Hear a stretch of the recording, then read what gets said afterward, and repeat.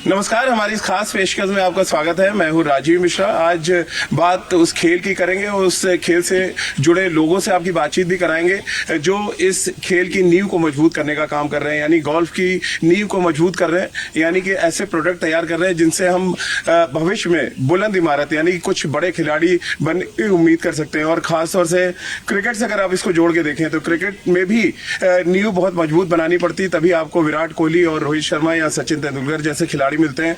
और बार बार मैं नींव का जिक्र इसलिए कर रहा हूं क्योंकि अगर आप बच्चों को सही प्लेटफॉर्म नहीं देंगे तो फिर वो बड़े टूर्नामेंट और बड़े खिलाड़ी नहीं बन पाएंगे। और इसी वजह से आज हम गोल्फ कोर्स पे आए हैं क्योंकि ये गोल्फ एक ऐसा खेल है जिसके बारे में एक मिथक भी है कि ये बड़े लोगों का खेल है, यानी पैसे वालों का खेल है, लेकिन दरअसल ऐसा है नहीं। जब हम गोल्फ कोर्स में आते हैं और यहाँ पर यहाँ के इक्विपमेंट्स देखते हैं, यहाँ का जो वातावरण देखते हैं, तो फिर एक अलग तरीके का सुकून मिलता है। और साथ ही ये भी देखने को मिलता है कि ये खेल सिर्फ यूएस के लिए नहीं है या तमाम उन पश्चिमी देशों के लिए नहीं है, बल्कि भारत में भी यहाँ पर बड़े खिलाड़ी बन सकते हैं। और उसकी शुरुआत शायद यूएस किड्स गोल्फ से हो सकती है, जो अभी ये टूर्नामेंट यहाँ पर चल रहा है, यानी कि आईटीसी मैनेसर की हम बात करें जहाँ इस गोल्फ कोर्स में हम खड़े हैं। तो चलिए चर्चा की शुरुआत करने के लिए तीन बेहद खास मेहमान हैं हमारे साथ। राजेश श्रीवास्तव जी हैं जो यूएस किड्स गोल्फ के ओनर आप कह लें, इंडिया की जो फ्रेंचाइज है या एशिया की जो फ्रेंचाइज उनके पास है। चारों भाई किसी परिचय का मोहताज नहीं है और दरअसल ये दोनों की जो शख्सियत है, एक तरफ क्रिकेट की नींव मजबूत करने का काम राजकुमार शर्मा जी करते हैं, जहां से विराट कोहली और अनुज रावत जैसे तमाम धुरंधर क्रिकेटर निकले, वहीं राजेश भाई तमाम गोल्फर्स को तैयार कर रहे हैं। और ये भारत के बेहतर भविष्य की एक कह सकते हैं एक संकेत भी मिलता है। और साथ ही ये भी हम कह सकते हैं कि जो भारत में इन दिनों एक नया नारा चल रहा है कि खेलेगा इंडिया तो जीतेगा इंडिया, और शायद उसी तर्ज पे अब धीरे धीरे भारत का जो कहते हैं ना स्पोर्टिंग कल्चर है वो आगे बढ़ता हुआ नजर आ रहा है। राज भाई, चर्चा की शुरुआत आपसे ही कर लेते हैं क्योंकि हम आपके मैदान पे खड़े हुए, हम क्रिकेट के मैदान की खबरें तो बहुत सुनाते रहते हैं और अक्सर बड़ी मजेदार बात यह है कि जब क्रिकेट कवर करने जाइए ढेरों शोर होता है, वहां पे पब्लिक और फैंस चिल्ला रही होती है और उसके बीच में जाके आपको शो करना पड़ता है। यहाँ बहुत शांति है, कम से कम यहाँ जो खिलाड़ी है वो भी शांति से खेलते हैं और जो लोग देख रहे होते हैं वो भी बहुत शांत होते हैं। एक तो पहले बताइए कि गोल्फ के बारे में थोड़ा बताएं और कैसे आपके जहन में आया, क्योंकि मैं अक्सर आपके साथ जुड़ा हूँ इस टूर्नामेंट से बहुत सालों से। ये 5वां एडिशन है जो जहां तक मैं समझ पा रहा हूँ। कैसे आप देखते हैं गोल्फ यूएस किड्स गोल्फ का जो ग्राफ है वो कैसे बढ़ा आगे? ये कहानी 2017 में शुरू हुई जब मैं अपने बेटे के साथ यूरोपियन चैंपियनशिप खेलने गया जी। और वहाँ का जो एटमॉस्फेयर देखा, वहाँ उनके खेलने के टेक्निक देखे, उनके यार्डेजेस देखे, वो हमारे यहाँ से काफ़ी अलग थे। यूएस किड्स की सबसे ख़ास चीज़ ये है कि वो एज स्पेसिफिक कैटेगरीज और एज स्पेसिफिक यार्डेजेस खेलते हैं।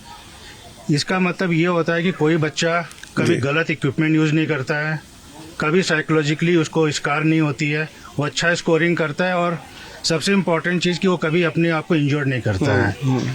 जब मैं यहाँ देखता था, यहाँ यार्डेजेस भी बड़ों छोटे बच्चे बड़ों के लगभग की यार्डेजेस खेल रहे हैं। गोल्फ कोर्सेज की जो सिलेक्शन है वो एक से एक खराब गोल्फ कोर्सेज में टूर्नामेंट होने का कंपटीशन चलता था। यूएस किड्स की एक फिलॉसफी है, जो भी टूर्नामेंट हो वो चैंपियनशिप गोल्फ कोर्सेज में हो। हर बच्चे के एज कैटेगरीज के टी मार्क्स सेट होते हैं। जैसे इंडियन चैंपियनशिप में 13 कैटेगरीज हैं, boys 7, girls 8 and under, boys 8, boys 9, boys 10। तो हर एक एज कैटेगरी की हमने टी मार्किंग की है। उनके अपने यार्डेजेस हैं, उन्हें अपने ही एज कैटेगरी में ही कम्पीट करना है। अगर एक 7 साल का बच्चा 9 साल से कम्पीट करेगा तो उसके लिए भी फेयर नहीं है। और अगर वो जीतने की कोशिश करेगा तो कुछ गलत करेगा, चाहे इक्विपमेंट हैवी यूज़ करे, चाहे जोर से ताकत लगाए, कहीं ना कहीं हम एक सही नींव नहीं रख रहे हैं। और जिसका आने वाले समय में आपने काफ़ी सुना है, गोल्फ के अंदर बच्चा जब 15-16 साल का होता है तो बोलता है मैं इंजर्ड हो गया, मेरी बैक इंजर्ड हो गई, मेरी रिस्ट इंजर्ड हो गई। तो यूएस किड्स के सारे यार्डेजेस बड़े साइंटिफिकली डेवलप किए हुए हैं और आज 5 साल में हम चेंज देख ही रहे, करीब लगभग 100 बच्चे खेल रहे हैं इस टूर्नामेंट में। बिल्कुल। और चारों भाई, क्योंकि गोल्फ आप भी खेलते रहे, लेकिन जितना मैं आपके बारे में जान पाया हूँ कि आप शुरू में क्रिकेटर रहे और आमतौर पे एक मिथक था कि जो क्रिकेटर रिटायर्ड हो जाते हैं वही गोल्फ में आते हैं, लेकिन अब आप जैसी शख्सियत आ रही, तमाम क्रिकेटर्स गोल्फ खेलते हैं तो हम देखते ही हैं, लेकिन अब ये जो जनरेशन हम देख रहे हैं, छोटे छोटे बच्चे जो गोल्फ खेल रहे हैं, किस तरह से फ्यूचर आप देख रहे हैं यूएस किड्स गोल्फ का? और ये जो बच्चे, हम बहुत छोटे छोटे बच्चों को देख रहे हैं गोल्फ स्टिक के साथ। देखिए मिश्रा जी, सबसे पहले तो यूएस किड्स गोल्फ में जो किया जी। है गोल्फ के लिए, सिर्फ इंडिया में नहीं दुनिया भर में, वो बहुत महत्वपूर्ण है। जी। क्योंकि राजेश ने काफी बातें की about encouraging youngsters, about providing them inspiration, और वही यहाँ हो रहा है। Because golf has to be made a little bit of fun also, जी। क्योंकि भाई कोई भी खेल हो बड़ा कंपेटिटिव हो जाता है, और एट अ यंग एज वो कंपटीशन कभी कभी ठीक नहीं रहता बच्चों के लिए। But to make it fun, to make it yard specific, बहुत जरूरी चीजें हैं। और इंडिया में तो आप जानते हैं कि पिछले 50 साल से, खासतौर से उससे पहले भी 10-20 साल से गोल्फ में जो अचीवमेंट है कोई कम नहीं है, कंसिडरिंग कि हमारे कितने कम लोग खेलते हैं, क्योंकि फैसिलिटीज थोड़ी सी कम है। लेकिन उस सब को देखने के बाद इस बात में कोई शक नहीं है कि Indians are suited for big time golf. और जो हमारे चंद लोग खेलते हैं उनमें से कम 5-10 लोग एक बड़े लेवल पे हमेशा चले जाते हैं। अगर ये बेस वाइडन हो जाए, अगर सिर्फ 200-300 नहीं, अगर 3000, उसके बाद 30,000 लोग खेलेंगे golf eight a young as, तो जो आगे कम से कम 15-20 लोग या उससे भी ज्यादा जो आगे वर्ल्ड लेवल पर निकलने की जो उम्मीद है वो और बढ़ती चली जाती है। And I am very happy that there is so much youth golf being played in India. अब देखिए क्लब लेवल पर हजारों लोग खेलते हैं, उनको तो क्या है कि कंपेरेटिव लेवल अपना छोटा सा होता है, लेकिन इन बच्चों का जो कंपेरेटिव लेवल है वो बहुत आगे बढ़ गया है because of tournaments such as the US kids golf, of course others as well. And I do think mentally also Indians are very well suited to the game of golf. थोड़ा शांत रहते हैं बच्चे और आगे बढ़ने की गुंजाइश होती है। So I see a very bright future for golf. सिर्फ इतना ही है कि हमें फैसिलिटीज की और जरूरत है। तो अब ये ठीक प्लेटफॉर्म नहीं है, लेकिन मैं कहना चाहता हूँ कि अगर इंडिया में थोड़े और गोल्फ कोर्सेज, रेंजेस वगैरह बनने की गुंजाइश है तो there must be some focus, because बिना इंफ्रास्ट्रक्चर की ये गेम आगे बढ़ नहीं सकता। एंड अगर वहां पे और फोकस हो जाए तो India can be world beaters in golf without any doubt at all. चलिए गोल्फ को क्रिकेट से अब कनेक्ट कर देते हैं, क्योंकि राजकुमार शर्मा जी हमारे साथ हैं और विराट कोहली के कोच। और राजकुमार सर, जब विराट आपके पास आया तो बहुत छोटा था, अब आप देख रहे होंगे गोल्फ में इतने छोटे छोटे बच्चे आ रहे हैं, इनमें कोई विराट बनेगा, कोई रोहित बनेगा क्या? वाकई, क्योंकि जब आपके एकेडमी पहुंचे विराट, तब उनको शायद वो फैसिलिटी नहीं मिल रही थी जो आपके यहाँ मिली आके। कितना इंपॉर्टेंट आप देखते हैं जब यूएस किड्स गोल्फ जैसा टूर्नामेंट हो जहाँ पे छोटे छोटे बच्चे, उनकी फैमिलीज भी हम देख रहे हैं आके इन्वॉल्व हो रही है। हम लोग के टाइम में तो मार पड़ती थी जब हम लोग खेल के मैदान पे जाते थे, हमें, मुझे याद है, लोअर फेंकना पड़ता था छत से बाहर अगर जा रहे प्रैक्टिस करने। तो ये एक तो चलिए कल्चर तो चेंज हुई है, ये जो फैसिलिटीज अब मिल रही है बच्चों को, उसको आप कैसे देखते हैं? डेफिनेटली मैं कांग्रेचुलेट करना चाहूंगा राजेश जी को कि क्या उन्होंने बहुत जबरदस्त इनिशिएटिव लिया है। एंड यूएस किड्स एक बहुत बड़ा प्लेटफॉर्म है। I must really congratulate him कि उन्होंने इतना बड़ा प्लेटफॉर्म दिया यंगस्टर्स के लिए, बिकॉज इतना कॉम्पिटिटिव और एज स्पेसिफिक टूर्नामेंट वो ऑर्गेनाइज करते हैं और उसमें कितने बच्चों को बेनिफिट होता है। And catching them young is always there is a saying कि catch them young, and this is what is happening here. तो यहाँ पे जो एक प्लेटफॉर्म मिल रहा है इन बच्चों के लिए, वो if they really capitalize on that, तो आने वाले समय में इंडिया को बहुत अच्छे गोल्फर्स मिलेंगे। और जो एंथुजियाज्म देखने को मिल रहा है यंगस्टर से, वो वाकई में लाजवाब है। और जहां तक विराट की बात की आपने, बिल्कुल, वो भी 8-9 साल का था जब मेरे पास आया था। और वही एज है कि जब आप बच्चे में देखते हैं कि कितना टैलेंट है और वो आगे चल के क्या कर सकता है। तो वहां पे ये देखकर बहुत अच्छा लग रहा है कि इतने छोटे बच्चे आपस में कॉम्पीट कर रहे हैं। एंड अच्छी बात है कि वो अपनी एज ग्रुप में कॉम्पीट कर रहे हैं, अपने से ज्यादा बड़े बच्चों से नहीं कर रहे हैं। वरना तो जैसे क्रिकेट में, सॉरी टू से, कि एज के बड़े फ्रॉड्स होते हैं कि आप अपनी एज मैनिपुलेट करते हैं। But it is good to see कि यहाँ पर वो अपने एज में कॉम्पीट कर रहे हैं, so they are happy if they win and even they learn if they lose. तो ये बहुत अच्छा प्लेटफॉर्म है and really US kids is doing a great work in the field of golf. चलो भाई, क्योंकि जितनी शांति हम गोल्फ के मैदान पे देख रहे हैं, इन दिनों इंडियन क्रिकेट में उतनी शांति दिख नहीं रही है। आप कैसे देखते हैं इसको, क्योंकि वर्ल्ड कप बहुत नजदीक है और आप लोग का ओपिनियन बहुत मैटर करता है, कैसे आप देख रहे हैं? क्योंकि एक सेटल्ड टीम जो 2024 से बहुत सेटल्ड T20 स्क्वाड लग रहा था, अचानक बहुत उथल पुथल लग रही है और अचानक लग रहा है सब कुछ मिसिंग है कहीं ना कहीं। नहीं, देखिए जो सेटलमेंट का चक्कर है, ये I think we put too much emphasis on settlement, because देखो नए लोग आते रहते हैं और जो उस वक्त फॉर्म में होता है उसी को टीम में होना चाहिए ना। तो ये सेटल का ये मतलब नहीं है कि टीम हमारी जागीरी बन गई कि मैं अगर 5, 10, 20 साल से मैं टीम में हूँ, मैं कैसा खेलूँ, अच्छा खेलूँ, खराब खेलूँ। तो जिसका परफॉर्मेंस उस वक्त सही होता है, वर्ल्ड कप से मान लो 2-3 महीने पहले, उन्हीं को साथ ले जाकर आगे टीम बनती है। तो ये जो एम्फेसिस है कि टीम सेटल्ड हो, ये this is a bit of a dream. जिसका फॉर्म ठीक है उसी को टीम में लाओ। ठीक है, अभी तो पूरी टीम का ही फॉर्म गया हुआ है सर। आप देखो ना, कप्तान भी रन नहीं बना पा रहा है, वाइस कैप्टन भी रन नहीं बना रहा है। It happens. और बहुत बड़े बड़े प्लेयर, मैं बोलना नहीं चाहता, उनको भी काफी देर तक रन नहीं बनते तो नहीं बनते, but you know class is something that you can not take away from a player. और मैं समझता हूँ कि हमारी टीम हमेशा टॉप 3 में तो रहेगी वर्ल्ड में। और देखिए, अगर कोई वर्ल्ड कप है उसको जीतना कोई हमारे ये तो है नहीं कि कोई गारंटीड है, बस परफॉर्मेंस अच्छा हो, बाकी टीम भी मेहनत करती है ना। सो हमारी एक्सपेक्टेशंस को जो रियलिस्टिक रखना चाहिए। But I don't think we have a problem with cricket in India. हजारों लोग हैं where the abilities are the same.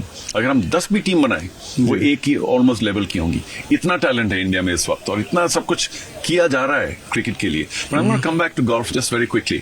I think one of the big things about golf is that it's not just a sport. कि और physical भी है, mind you, उन्होंने injury की बात की, it's a very physical sport. ऐसा नहीं कि सिर्फ बुजुर्ग लोगों के लिए है।